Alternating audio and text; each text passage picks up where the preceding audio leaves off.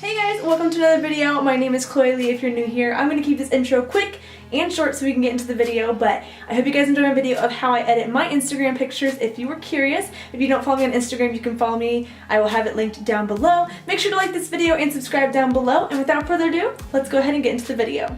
So we're going to start by going to VSCO, which is the app that pretty much everyone uses for their pictures, I know, but I feel like I have a different feel to my pictures than most people, but anyway, it doesn't even matter. We're just going to go in and hit the plus button and then add a picture. You can add as many pictures as you want at a time, but I just chose one for my camera roll, which actually hasn't gone up on my Instagram yet, but it's gonna be, so here's a little sneak peek. So we're just gonna select the picture and then click on the little levels button there at the very bottom. It's the second button from the left, and then we're going to select a filter. I use the T1 filter, and I usually add it in between 10 and 11, and then I usually expose my picture a bit. It just depends on the picture, and then I usually either add a little bit of contrast or take away some contrast. It just depends again on the picture and the lighting and stuff. And then sometimes I straighten my picture depending on if it's at an angle or not. Sometimes I like it to look more straight or more angled, just depends again on the picture itself. And then saturation, I usually add like in between 1 and 2. This picture didn't need a lot of saturation, but usually I add like 1.5 or so.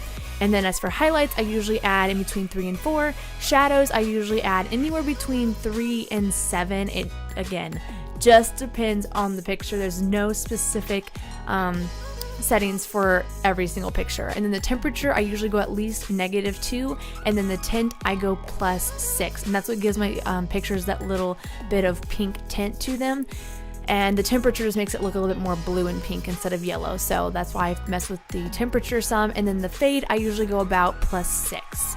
So that's what makes my pictures look the way that they do. But if I'm doing one with like myself in the picture or something, then I will usually use an app called Facetune. So I'm going to save that picture to my camera roll, and then we're going to head over to Facetune number 2. I don't even know if there's a 2 after it, but there is.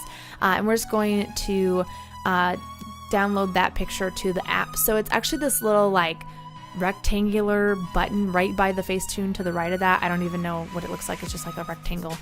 Once we have our picture in the app, I usually like either retouch my face, so I kind of like soften my skin a little bit, or whiten my teeth. I did both here. So you can also zoom in, just like pinch the screen and then just zoom out with your fingers, if that makes sense. Basically just like how you would zoom in on a picture on any other website. So yeah, just you can zoom in so that way you have a better view of what you're doing and you don't whiten like your entire face or something.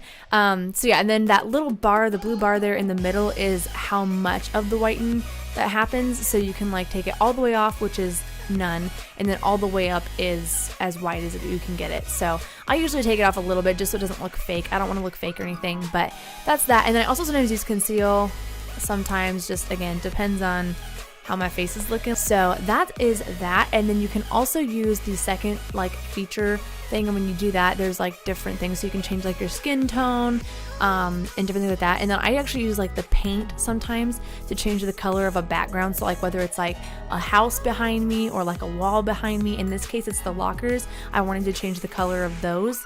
So whether you want it to be like darker or lighter or just a completely different color in general, you can choose that with the paint option, which I really like. And then there is an eraser, so right to the right of the little paint button there's an eraser, and you can erase, you know, if you got like on your shirt. As you can probably tell, I got some on my shirt, so I just took the eraser and I just erased that off my shirt, so that way it looks nice and clean. And that is pretty much all I do for my pictures. Thank you guys so much for watching. I really hope that you all enjoyed it. Make sure to give it a big thumbs up. It looks like this, not like this, and subscribe down below. And I will see you guys next week with a new video. Bye guys!